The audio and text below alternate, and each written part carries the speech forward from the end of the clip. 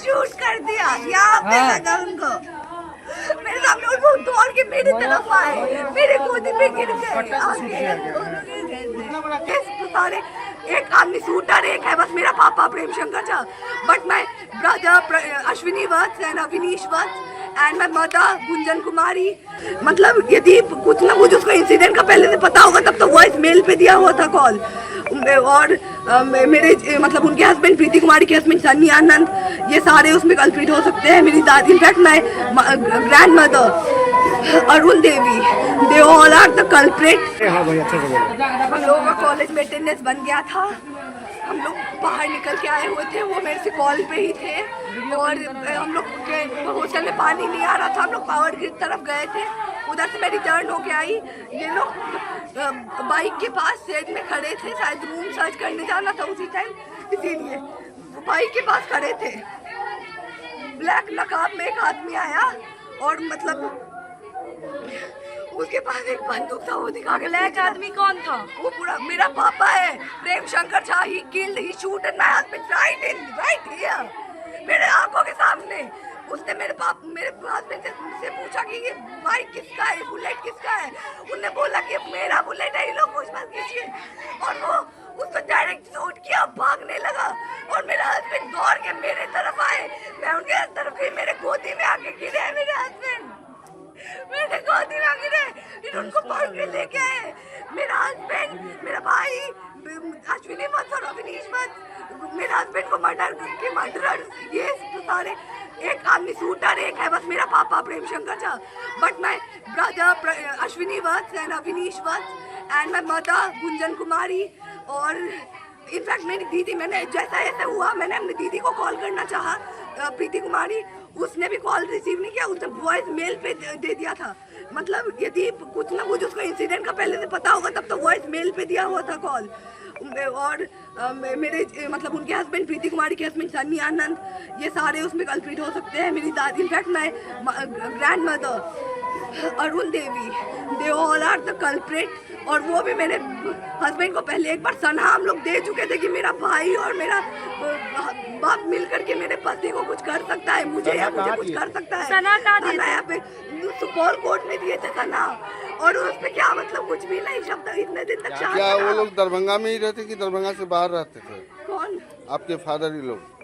मेरे फादर? आपके फादर कहाँ रहते हैं? मैं उस सहरसा बनगांव संजय मेडिको, वो मेडिकल पूरा क्लिनिक है, उसमें सबसे पहले तो वो इतना सारा गंदा रैकेट चलता है, अबॉर्शन से लेकर के जो भी पूरा काम हो सकता है सब कुछ होता है वहाँ पे। वो पूरा मिनी हॉस्पिटल बना के रखा हुआ है। कितनी लड़की वहाँ पे मर्डर, कितना लड़की का वहाँ पे अबॉर्शन और मर्डर हो चुका होगा। उससे पहले वो मेरा पूरा बॉडी कट कर दिया था, 3 दिन बकलस बेल्ट से कट कर दिया था। उसके बाद माय हस्बैंड रेस्क्यूड मी, और उसका बस बदला कि मेरे हस्बैंड ने मुझे रेस्क्यू करा और उन्होंने मैरी क्यों किया, उसका बदला लेकर के अभी मेरे हस्बैंड को मार दिया गया, मेरे सामने मारा गया। मुझे ही किल मी। आज जो दरभंगा आए थे, सिर्फ उनका एम क्लियर था कि उनको, उसका एम क्लियर था कि मेरे हस्बैंड को मारना है। वो डायरेक्ट सर्च करा था राहुल कुमार कौन है, जिसका बुलेट जिसका है वो कौन है। क्या नाम है आपका?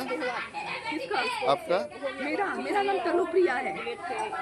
मेरे से लाइन पे थे, मेरे हस्बैंड कॉल पे थे और मैं सामने खड़ी थी, वो थोड़ा डिस्टेंस पे थे, मेरे से कॉल पे थे। सारा मेरे फोन पे ऑडियो भी रिकॉर्ड हुआ होगा कि क्या कॉन्वर्सेशन हुआ है। इतना बड़ा वो शायद वो था, कट्टा टाइप का दिख रहा था। वो आकर के पूछा कि बुलेट किसका है और उसका शूट कर दिया यहाँ पे लगा उनको मेरे सामने, और वो दौड़ के मेरी तरफ आए, मेरे गोदी में गिर गए। इतना बड़ा कैंपस में गार्ड नहीं रहता, इतना बड़ा था। हत्या है और कहीं ना कहीं नीतीश कुमार का इकबाल खत्म हो गया है। आज इसके राज्य में हर जगह लूट मार हत्या, एक पारस की हत्या आपने देखी, आज DNC में आप हत्या का देख रहे हो। तो हत्याओं का दौर से बिहार गुजर रहा है और न जाने कब उसको शांति मिलेगी। आज जिस तरह की बर्बरता हुई है, एक ही परिवार के लोग एक दूसरे के ऊपर गोली चला रहे हैं। बस उनकी गलती इतनी है कि प्रेम प्रसंग में बेटी ने किसी लड़के से शादी कर दी और उसके पिताजी ने उस बेटी के सामने में गोली मारने का काम किया है।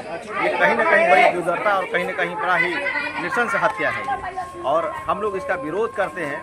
और कहीं ना कहीं प्रशासन के सब इकबाल पर भी कहीं ना कहीं सवाल उठता है, प्रशासन की भूमिका पे भी कहीं ना कहीं सवाल उठता है। जिस हत्यारे को वहाँ के स्टूडेंट ने, वहाँ के विद्यार्थियों ने पकड़ करके प्रशासन को देने का काम किया।